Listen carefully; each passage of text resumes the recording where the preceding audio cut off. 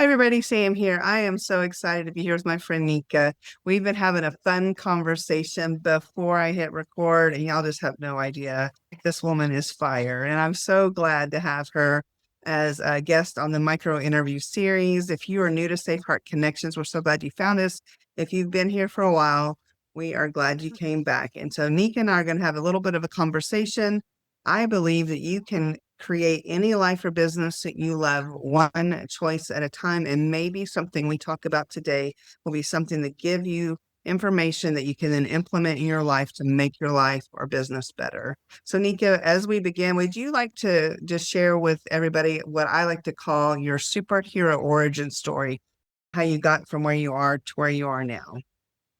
Sam, first of all, thank you very much for throwing this together. I know how much you're working and what you're doing. So hats off to you for creating yet another task for yourself. But when it comes to my superhero origin story, it's funny because I never intended to be a superhero.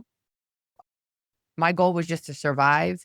And if anyone saw anything that we've done in the past, I turned 40 in October, turning 41 in a couple months. And I never thought I'd see 40. So for me, when I immigrated to the United States, I had a lot of medical issues and I didn't grow up in a very positive environment. I'm a child of a lot of different trauma. And I didn't really realize how much and how heavy that was and how much I was living my life in the past versus just actually being present. And I think a lot of us have that issue of actually being present, not living in the anxiety and the worry of tomorrow, and not living off our life and energy on what already happened to us. And at 35, I think is the first time that I had a complete 100% whole version of myself in the sense of I was able to holistically heal myself and I was able to sleep, and I went through a lot of different ailments from losing weight, dropping weight, extreme pain. I was diagnosed, misdiagnosed between fibromyalgia, leukemia, like you name it. And then when I got the body together, that's when I realized, damn, it's not just the physical body that I'm surviving every day. It's also that mental and the emotional stuff that I've been carrying that I didn't really realize, for example, that I was angry because anger was my best friend. That was like what drove me. It was my best friend on that bus, always there, one beat away. And I realized you can't have peace without anger. And then I went through this crazy journey of finding peace, but then I was lost. I didn't have navigation. I didn't have direction because I lost in a way like this motivation, this I'm going to prove to these people I'm going to do it. And then when I made peace with the sense that I had to grieve my anger, and it sounds crazy because most people are like, of course, who wants to be angry? I did because anger was good to me. And it's the reason I accomplished the things I accomplished, and I never gave up on myself and in life. And then when I finally found this like homeostasis between the mental, the emotional, and the physical, I found this crazy world of spirituality. And people may have heard me say this, but like, I don't look like a hippy dippy tree hugging person because I shave my armpits and I don't smell bad, but I'm like super spiritual and I live my life really with intention and with gratitude. And I no longer have bad days. I maybe have a bad moment in the day. I don't have this sense of anxiety and I'm able to catch myself on those things. So I wouldn't call myself a superhero, but I also refused to call myself a victim a long time ago. And I'm no longer a survivor because those parts of me don't exist anymore. I'm on like this whole new series of my life. And because I didn't think I'd see 40, I have no idea what the hell I'm doing. Like I'm just winging it. And I think where I'm at in my life now, letting go and just letting things be has been probably the most powerful thing that I've done. The more that I step back and just let things be, whether it's relationships fall apart or job opportunities or with my company, hits or misses, as long as I feel like I find a blessing or a lesson in every situation, I just kind of let it come. I live my life now like this. I'm receiving everything that's meant for me. And I'm not really that worried about the fine-tuned control freak, every meticulous aspect, whereas in the past I was. And that's allowed me this kind of like sense of not feeling so heavy and occupied on a regular basis. Yeah, that's so good on so many levels. The idea of like when you said that, I heard a song in my head about hold on loosely. And so you don't have to hold on to everything so tightly, because if you're holding on to something so tight, then and it was meant to just pass on through, then you're holding on to something that wasn't yours to hold on to. And then the anger thing, I think more people can relate to that than they'd like to admit, because no matter what the self-defeating habit is that we have, anger or any of the things, it's there for a purpose, and it has protected us and it has provided for us in ways for most of our life that we just didn't understand.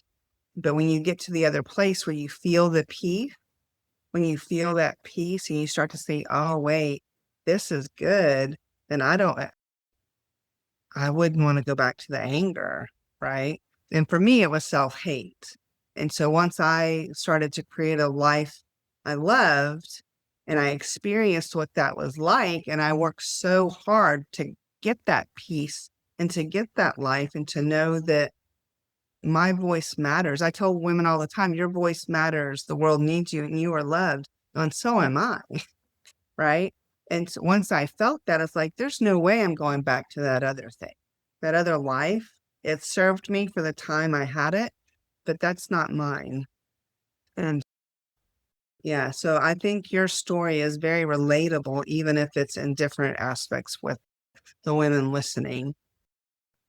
The kind of the cornerstone of the micro interviews is having our guest share a thought, tip, or piece of advice, which I think you already have shared several things.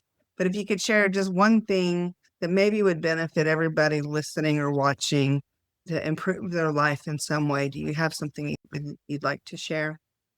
I think there's two things that are really big that I think most people miss because they're trying to get to the next level is number one, you are your first best friend. You're your first friend and your last friend. You're the first voice that you hear in the first thing in the morning, during your sleep, at night. You're going to be the first voice that you hear when your body passes. And if you don't learn to like yourself, you will never be able to love yourself. And if there are things about you don't like, then fix them. Because every single day that you wake up, you have the opportunity to change everything within your power. As long as you're still breathing and the brain waves are functioning, you have every day a new opportunity. And the other thing is, people always talk about, especially when it comes to females, about empowering each other. And I know that's like a big message for you, but you cannot empower someone who doesn't know their own power. If you don't have power within you and you don't know where it's located, I cannot empower you. And in order to feel empowerment, you have to first reconnect to who you are unapologetically to then be able to receive the intentions and the vibrations and the empowerment from those around you. Yeah, that is so good. The first part you mentioned about liking yourself, to love yourself. A lot of the women, it's very interesting. The women that come into Safe Heart Connections, I've taught self-love for many years now.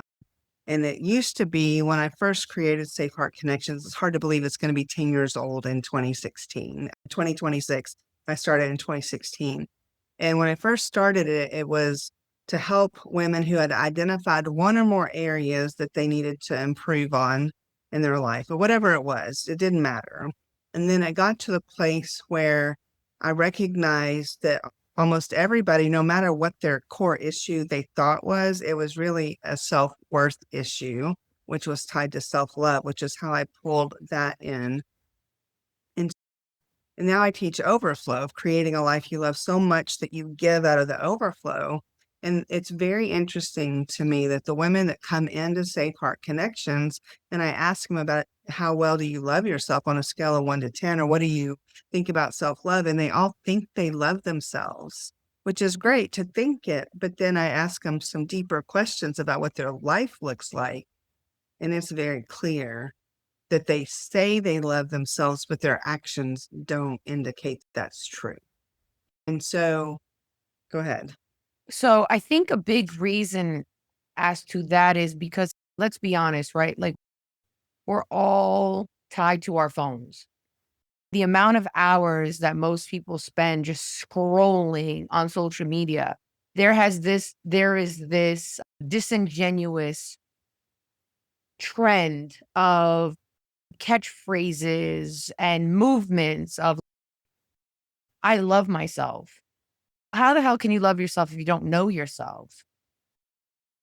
You have to really be able to sit down with all of your crap and just like really come to terms with it. Most people just regurgitate information that they scrolled through and it sounds cliche. And in the Woodstock era, right, all the women were burning their bras. Granted, this is before I was on the planet, right? But that was just a movement, right? And everyone did it because everyone else was burning their bras. But the thing is, everyone's journey, because you got to start with the before you can get with the love. And you can't even get to the light without just being honest with yourself, like really putting that harsh mirror without the filters, without the makeup on yourself and just being like, I like this about me. I don't like this about me. Let me put some of maybe this baggage down from the past. Let me not worry about the future, but let me be authentic. Where really we've lost a lot of originality and authenticity in where we are in the space of the world today. And I feel like the biggest reason is because we are no longer these individuals. We're just constantly regurgitating the cliche stuff that everybody else is Yeah. saying. Yeah, we're trying to fit in the mold. We're fitting in the box. And I'd like to propose that we get rid of the boxes. Just be who you are. I don't know if you know this, but at the in-person retreats I do every year, and I do a virtual version in the fall, and it's called Who Are You?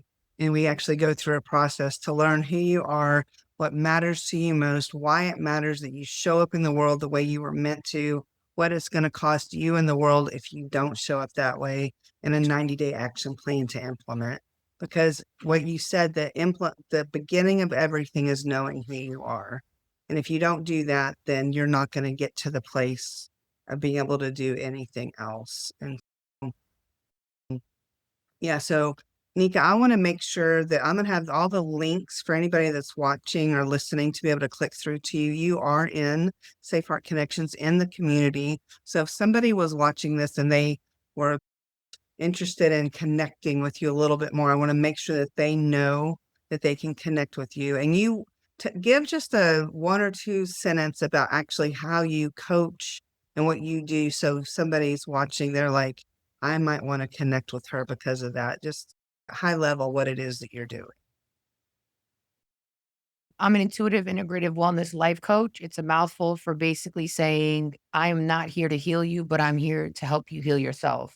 And I work with a multitude of various different clients, from people who have weight issues, whether it's loss, gain, sex addiction, infertility, PTSD, mental health, fibromyalgia, you name it. I work with all different clients because the difference between myself and a lot of other coaches is I don't have a program. I don't have a 90-day or a 2-week step.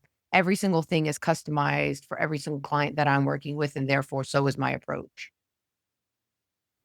Yeah, I knew that, but I wanted you to say because you say it better than Thank me. you. And I love how you said you healed yourself, and so you went on this journey. What you're teaching and how you coach and connect in the world, it's not something that you even really learned from somebody else. It's what you did for yourself and it worked. And now you're helping others, which is a testament to the fact that you're not regurgitating all the things and you're not in the box, which is one of the things I appreciate about you. So Thank you. before we wrap up, do you have a closing thought, anything else you'd like to share? Or if you if I could have asked a different question that I didn't ask, do you have anything else on your mind you'd like to share? I just think that we need to get back to basics. Just get back to basics. If you're not where you want to be in life, use the strongest power that you have, which is your imagination, and decide where you want to be, because that means you're already 80% there. And then take the 20% steps to fill that gap. Yeah, your imagination and one choice at a time. That's all you got to do. I love the 80/20. That's beautiful. Nika, I'm so excited to be connected to you. And I know some of the women already saw you at the B Word Summit, so they're already familiar a little bit with you, but I really hope some of them want to reach out to you and see how you might be able to help them on their own healing journey. And I will see you soon. Thank you, Sam. Bye.